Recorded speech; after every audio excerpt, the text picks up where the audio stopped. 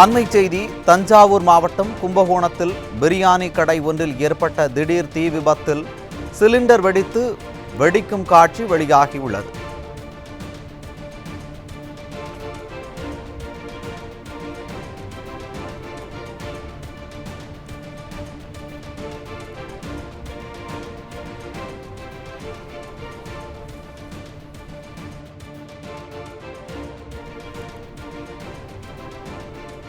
தஞ்சாவூர் மாவட்டம் கும்பகோணத்தில் பிரியாணி கடை ஒன்றில் ஏற்பட்ட திடீர் தீ விபத்தில் சிலிண்டர் வெடித்து வெடிக்கும் காட்சி வெளியாகியுள்ளது.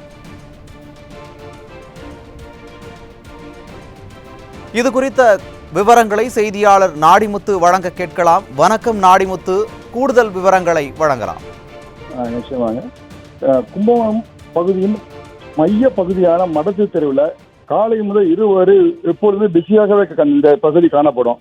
இந்த நிலையில இன்றிரவு அந்த தெருவில் ராஜா என்பவர் அந்த கடையில் பிரியாணி கடை நடத்தி வராரு.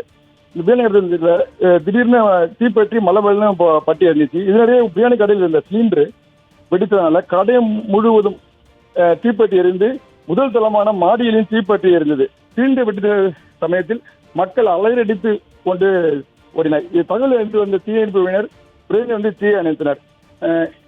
அதிமுக முன்னாள் சட்டமன்ற உறுப்பினர் ராமநாதன் உடனடியாக அந்த பகுதியை பார்வையிட்டார் என்பது குறிப்பிடத்தக்கது. சுரேஷ், விவரங்களுக்கு நன்றி நாடிமுத்து.